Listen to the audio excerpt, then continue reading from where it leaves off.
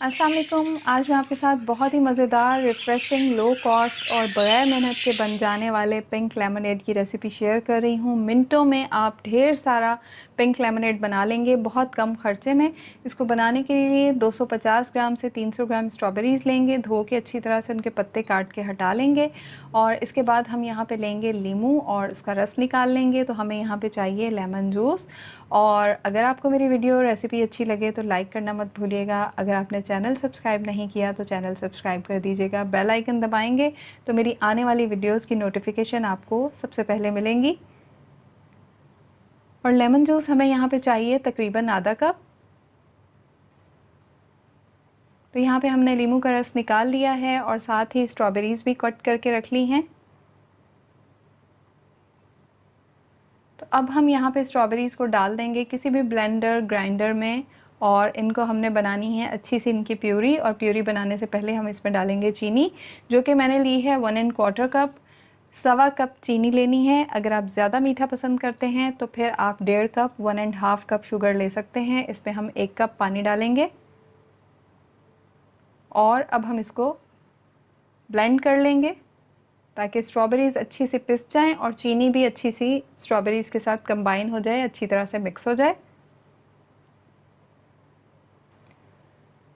अब इसके बाद जो स्टेप है वो ऑप्शनल है। अगर आप चाहते हैं तो आप इसको छान लें, अगर नहीं चाहते तो आप इसको बगैर छाने भी सर्व कर सकते हैं। लेकिन आप बिल्कुल प्रोफेशनल रेस्टोरेंट स्टाइल लेमनेड बनाना चाहते हैं तो फिर आप इसको छान लें।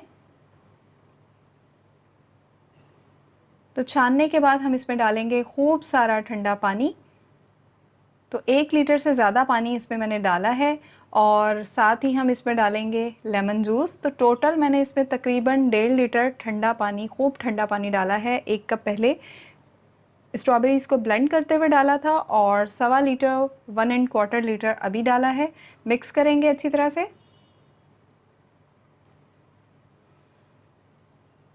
इसके बाद सर्व करते हुए हम डालेंगे यहाँ पे खूब सारी बर्फ़, आइस, और साथ ही डालेंगे थोड़े से लेमन स्लाइसेस कट करके और इसमें हम अपना पिंक लेमनेड डाल देंगे।